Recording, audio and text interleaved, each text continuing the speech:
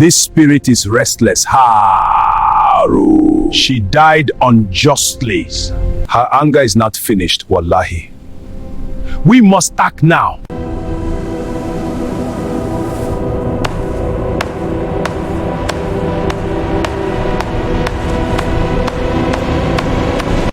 Every Nigerian boarding school has at least one terrifying legend, but there is one story that made students too afraid to walk their hostel corridors or at night. In the late 1980s, a strict secondary school teacher was feared by every student because of one thing: the sound of her high heels. Whenever students heard that sound, everyone immediately became silent. But one day, some boys decided to teach her a lesson. What happened that afternoon changed the school forever. Students began hearing those same footsteps again, every night, at exactly 12 midnight. And when two girls finally opened the hostel door to see who was walking, what they saw made them leave the school forever. But before we get to that terrifying night, you need to understand who Miss Koi Koi really was. Be sure to subscribe this channel if you haven't, so you don't get to miss other very interesting stories like this one. And if you like it, do give it a thumbs up and tell me the part you like best in the comment section below. Now let's get started. The year was 1988, in a quiet rural town in what was then Bendel State, Nigeria, sat an old boarding school surrounded by tall mango trees, red dusty roads, and long silent corridors. The school was called St. Augustine's Secondary School. It was the kind of boarding school where students woke up at 5 a.m. for morning bell, fetched water with rusty buckets, and queued in long lines for curry and beans in the dining hall. Life in the school was strict. But there was one person who defined discipline more than anyone else. Her name was Miss Victoria Organlai, but students had another name for her. They called her Miss Koi Koi, because whenever she walked, her high-heeled shoes echoed through the entire building, and that sound alone could silence an entire classroom.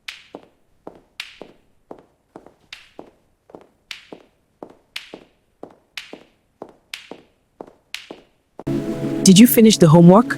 Yes, but it was tough. Want to compare? Hey! One Monday morning during prep hour, students in SS2B were already making noise. Paper balls were flying. Boys were whispering. Some students were copying homework. Guy, I bet shift small. I won't copy that physics assignment. Quick, quick! Before that woman come.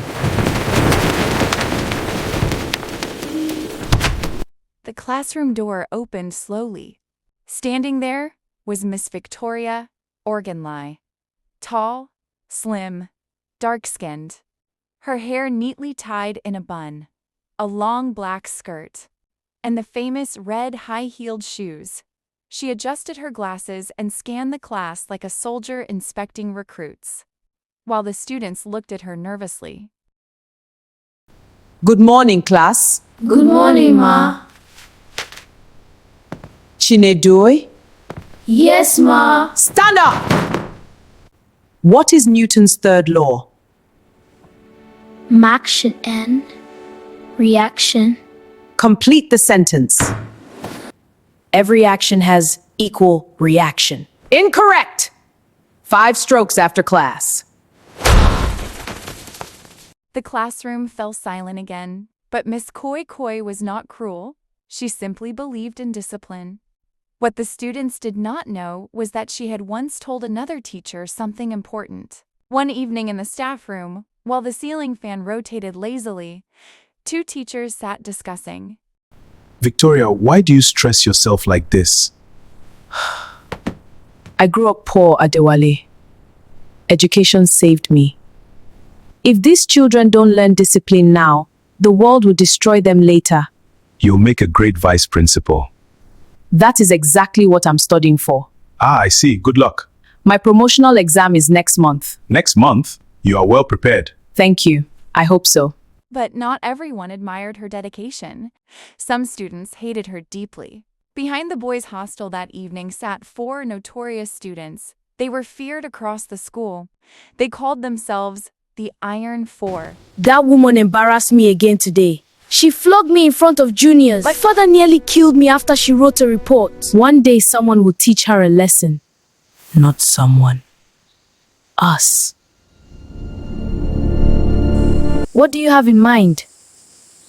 Tomorrow, after school. Friday came. School closed around 3 p.m. Students packed their bags and rushed home or to the hostel. By 4:30 p.m., the compound was quiet. But inside SS2B classroom, Miss Augenlei remained behind. She sat alone, reading her exam materials. The sun was setting and the compound was silent. Then suddenly, the classroom door burst open and 4 masked figures rushed in. Who are you? Leave me! Are you mad? Leave me out of it! No! No! Somebody help! Someone is coming! Hide her! Please stop!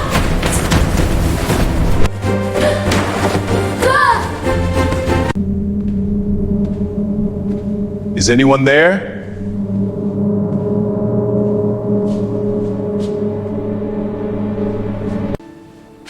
Who is here? No one. Inside the cupboard, Miss Augenlei struggled desperately.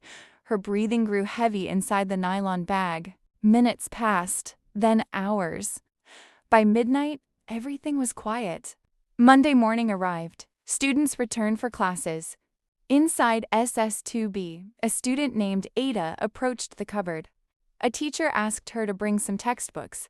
She opened it then. There is a body inside the cupboard!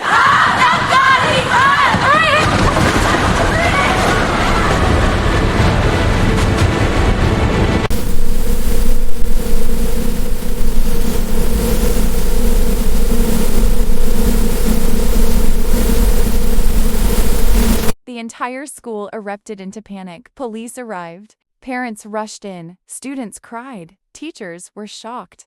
The burial happened quickly. Heavenly Father, we commit the soul of our sister to your eternal care. May she rest in peace. But something terrible had already begun. 3 nights after the burial, girls' hostel, midnight. Everyone was asleep. Suddenly, from the corridor,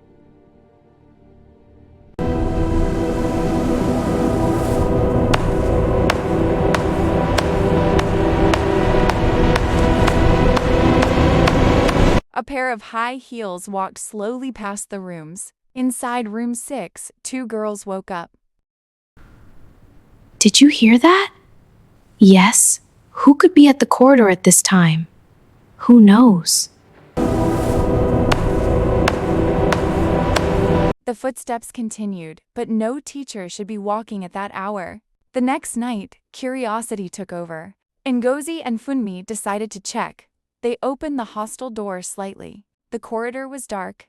Then they saw it, walking slowly toward them. Just 2 feet wearing red high heels. No body, no legs, just feet, walking. Those shoes belongs to Miss Koi Koi, her ghost.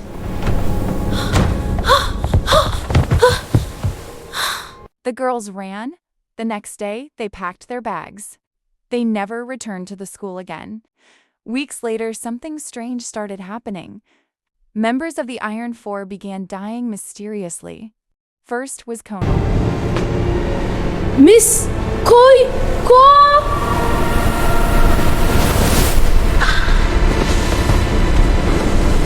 Then Tunde.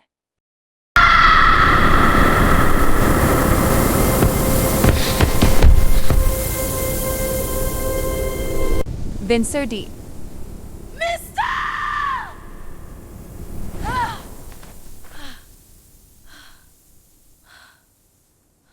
Last was Ameker.